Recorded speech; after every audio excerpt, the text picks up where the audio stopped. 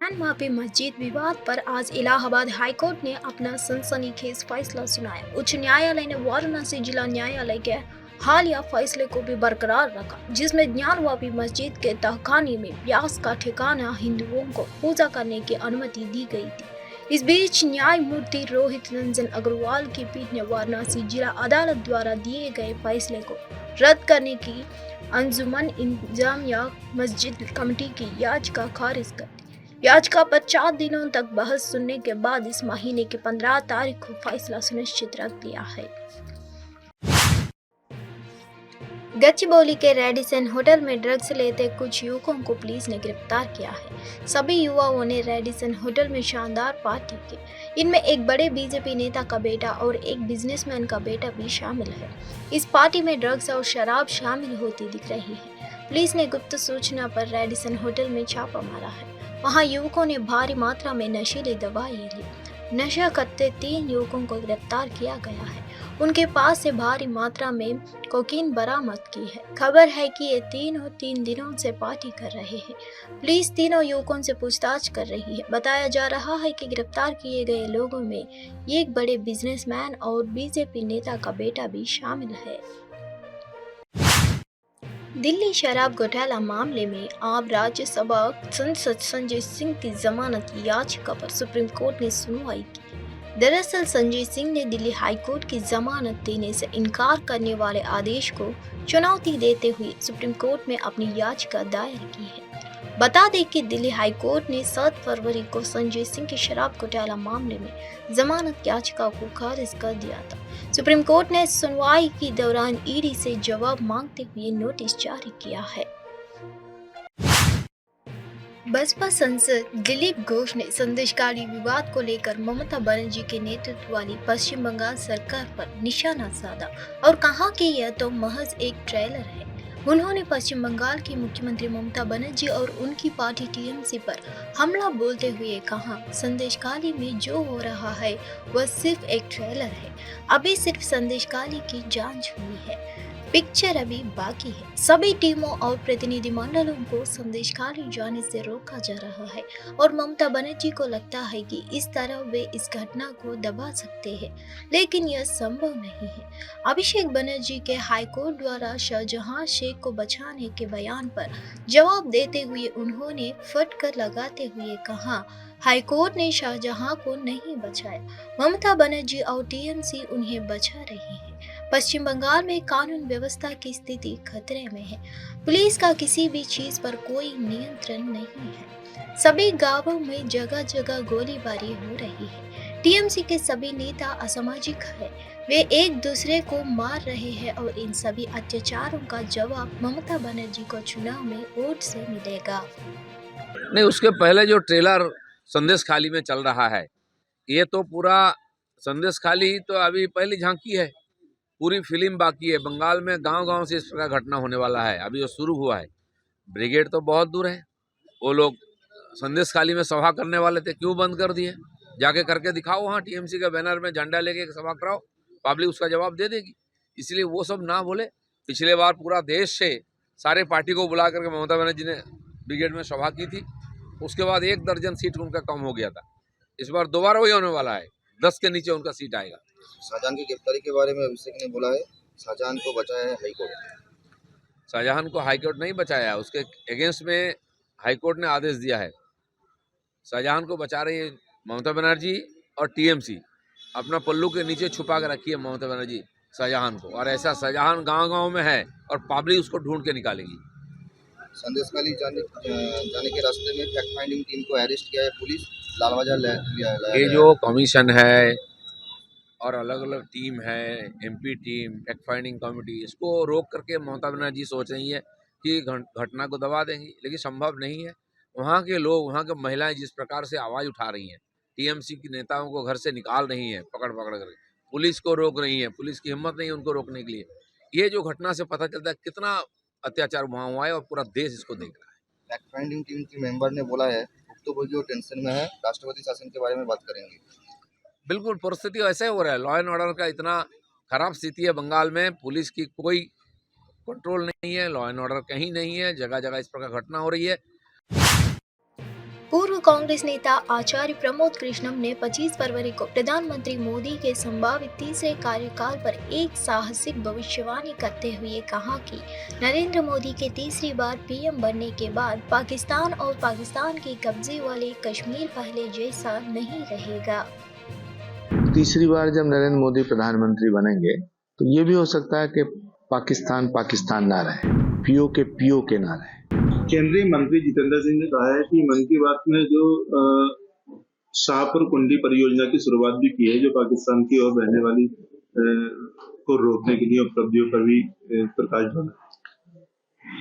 मुझे लगता है कि तीसरी बार जब नरेंद्र मोदी प्रधानमंत्री बनेंगे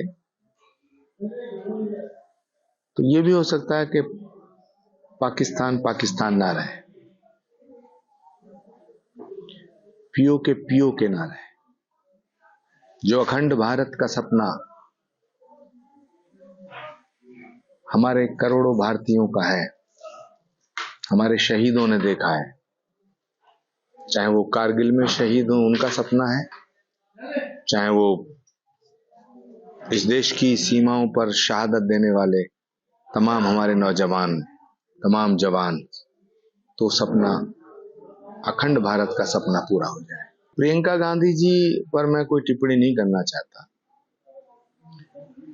विपक्ष में वो सर्वाधिक लोकप्रिय नेता है, लेकिन पार्टी के जो कुछ नेता हैं, पहले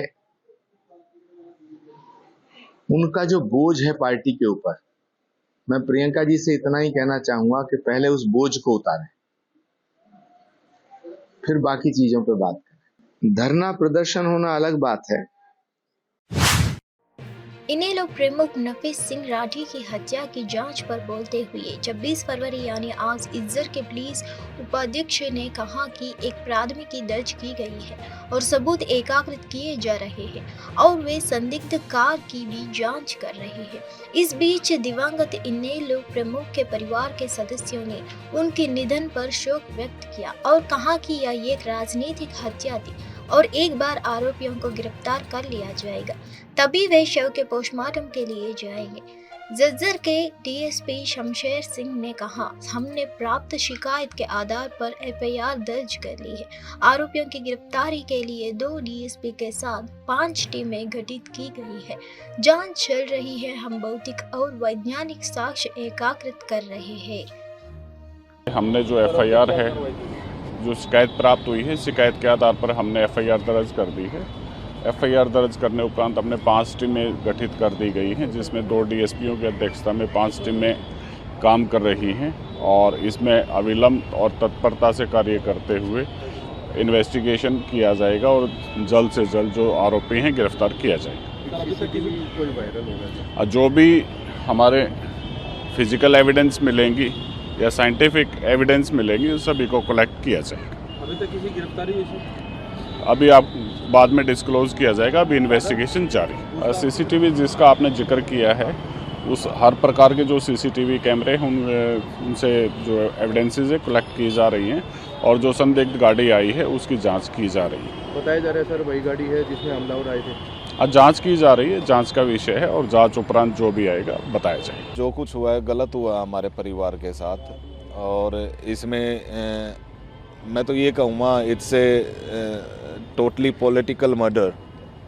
अगर एक पॉलिटिकल आदमी आपके पास बार बार गुहार लगाता है सरकार के पास कि मुझे सुरक्षा दे दीजिए और सुरक्षा नहीं दी जाती और उसके बाद ये ऐसे ऐसे हमले हो जाते हैं और अभी तक कोई पकड़ा नहीं गया है और कोई गारंटी नहीं कि कोई दूसरा हमला भी वो लोग कर सकते हैं, क्योंकि 4 आदमियों को गोली लगी थी जिसमें 2 मेरे चाचा जी और जयकिशन जी डेथ हो गई है उनकी, और 2 आदमियों को जो गोली लगी हुई है उनके एक ऑपरेशन हो चुका है, दूसरा ऑपरेशन अभी होगा। ये ठीक नहीं है, समाज में कटुता आती है आपस में, ये इन्होंने ठीक नहीं किया बीजेपी वालों ने। जिस तरह एफआईआर में नाम लिए गए हैं, देखिए एफआईआर में जिसके ऊपर हमारे एक एक युवक विदेश में पढ़ाई के बाद अच्छी नौकरी पाने की उम्मीद रखता है। जब वह अपने सपनों को पूरा करने के लिए अमेरिका गए तो नियति ने उनका साथ नहीं दिया। ब्रेन स्ट्रोक के रूप में मौत उनका पीछा कर रही थी। सिकंदराबाद के तिरुमलगिरी के ऋत्विक राजन की अमेरिका में ब्रेन स्ट्रोक से मौत हो गई, जिससे परिवार में दुख का माहौल छा गया है। आज का दिन भारतीय रेल के लिए बहुत ही ज्यादा ऐतिहासिक है। प्रधानमंत्री नरेंद्र मोदी आज भारतीय रेलवे के 41,000 करोड़ रुपए की कई रेल परियोजनाओं का लोकार्पण और शिलान्यास करे हैं। पीएम अमृत भारत योजना के अंतर्गत 553 रेलवे स्टेशनों के पुनर्विकास और 1500 करोड़ रुपए की ओवरब्रिज और अंडरपास का लोकार्पण एवं शिलान्यास करेंगे। सोशल मीडिया प्लेटफॉर्म एक्स पर पीएम ने इसकी घोषणा की है। उत्तर प्रदेश में लखनऊ के अकबर नगर इलाके में आज अतिक्रमण हटाने की कार्रवाई की जा रही है। आज सुबह से उन मकानों को चिन्हित किया जा रहा है जो कोर्ट नहीं गए थे। मौके पर बड़ी संख्या में बुलडोजर और जेसीबी लेकर प्रशासन के अधिकारी मौजूद है। अकबर नगर इलाका लखनऊ के कुकरेल नदी के किनारे बसी एक अवैध बस्ती है, जहां 1068 से ज्यादा अवैध मकान और 50 से ज्यादा दुकान बनी है। यूपी सरकार इस कुकरेल नदी के किनारे रिवर फ्रंट बनाना चाहती है। तारे अक्षय कुमार और टाइगर श्रॉफ 21 फरवरी को फिल्म निर्माता जैकी बगनानी और बॉलीवुड दीवारा कुलप्रीत सिंह की शादी में शामिल हुई। जैकी बगनानी अक्षय टाइगर की आने वाली फिल्म बड़े मियाँ छोटे मियाँ को निर्माता है। अक्षय टाइगर ने दूल्हे को बधाई दी और बाराती डांस पर जमकर थिरके। ऑल ब्लैक ड्रेस में दोनों बेहद खूबसूरत लग रहे थे। शादी गोवा में परिवार के सदस्यों और करीबी दोस्तों की मौजूदगी में हुई। उनकी शादी के तुरंत बाद निर्माता जैकी बगनानी द्वारा अपनी आगामी फिल्म का प्रचार जोर शोर से शुरू करने की उम्मीद है, जो 9 अप्रैल को स्क्रीन पर आ रही है। फिल्म के हाल ही में रिलीज हुए टाइटल ट्रैक ने सोशल मीडिया पर काफी चर्चा बटोरी है।